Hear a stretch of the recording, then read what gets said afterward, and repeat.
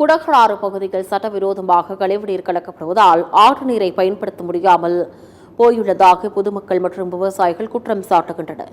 இதுகுறித்து இந்த செய்தி தொகுப்பில் பார்க்கலாம்.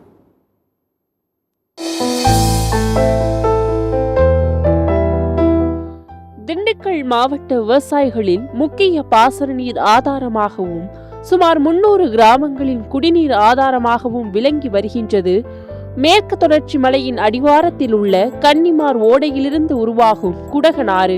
கடந்த சில வருடங்களாக பருவமழை குறையும் சூழலில் ஆற்று வாய்க்கால் பகுதியில் தண்ணீர் வருவதில்லை என்றும் இதன் காரணமாக ஆற்று வாய்க்கால் பகுதி குப்பை கொட்டும் பகுதியாக மாறி உள்ளதாகவும் பல்வேறு தொழிற்சாலைகள் சட்டவிரோதமாக கழிவுநீர்களை வெளியேற்றுவதாகவும் இதனால் குடகனாறு ஆற்று நீரை விவசாயத்திற்கு பயன்படுத்த முடியாமல் போவதாகவும் நிலத்தடி நீர் முற்றிலுமாக மாசடைந்துள்ளதாகவும் இந்த தண்ணீரை பயன்படுத்தும் பொதுமக்கள் பல்வேறு உடல்நல கோளாறுகளால் பாதிப்படைந்து வருவதாகவும் குடகனாறு தண்ணீரே தங்களுக்கு வேண்டாம் என தொடர்ந்து போராடி வருகின்றனர் விவசாயிகள்.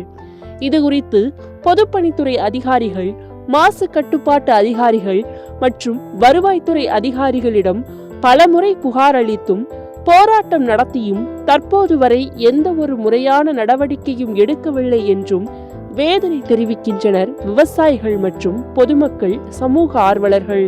திண்டுக்கல் மேற்கு மாவட்டம் குடகனாற்றில் குடிநீர் தண்ணீரில் மாசுபடும் அளவிற்கு கழிவு நீர்களையும் மற்றும் ரசாயன கழிவுகள் மற்றும் மில் கழிவுகளை கொண்டு வந்து லாரிகள் மூலமாக கொட்டி எந்த வகையிலும் அதை பயன்படுத்த முடியாத அளவிற்கு மாசுபட்டு ஆடு மாடு குடிக்கக்கூட தகுதியற்ற நீராக மாறியுள்ளது. எனவே இது போன்ற மாசுகளை இந்த நீரில் கலப்பவர்களை கண்டுபிடித்து அவர்கள் மீது உரிய நடவடிக்கை எடுக்க வேண்டும். பல்வேறு கிராம விவசாயிகள், மீன்பிடி தொழில், இப்படி பல்வேறு தரப்பட்ட மக்கள் இந்த நீரை ஆற்றை பயன்படுத்தி வர்றாங்க.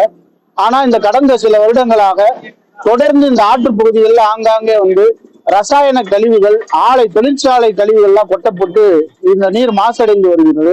இதனால நீர் வளம், நிலவளம், மீன் வளம் உள்ளிட்ட பல்வேறு இயற்கை வளங்கள் சூறையாடப்படுது. குழந்தைகள், பெண்களுக்கு புற்றுநோய்கள் வருது, விவசாயம் பாதிக்கப்படுது. இப்படி பல்வேறு பாதிப்புகளை உண்டாக்குகிற செயல்களை சில வருடங்களாக சமூக விரோதிகள் ரசாயன கழிவுகளை, ஆலை கழிவுகளை கொட்டி ஆற்றை மாசுபடுத்தி வர்றாங்க. இது சம்பந்தமா விவசாய சங்கங்களும், மார்க்சிஸ்ட் கட்சி உள்ளிட்ட பல்வேறு அமைப்புகள், பொதுமக்கள் மாவட்ட நிர்வாகத்திடமும் மாசு கட்டுப்பாட்டு வாரியத்திடமும் தொடர்ந்து கோரிக்கை வைத்தாலும் எந்தவித நடவடிக்கை எடுப்பதில்லை.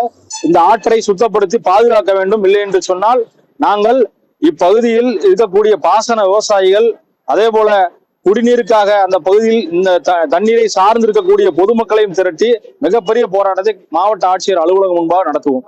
இது குறித்து நமது செய்தியாளர் பொதுப்பணித்துறை அதிகாரிகளிடம் கேட்டபொழுது ஆய்வு மேற்கொண்டு நடவடிக்கை எடுக்கப்படும் என்று கூறினார்.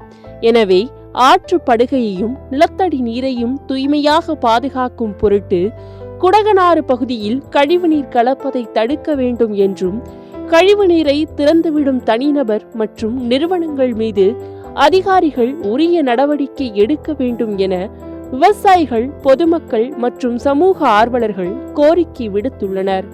சத்தியம் தொலைக்காட்சியின் செய்திகளுக்காக திண்டுக்கல் மாவட்ட செய்தியாளர் நாட்ராயன் மற்றும் ஒளிப்பதிவாளர் சதீஷுடன் செய்திக்குழு.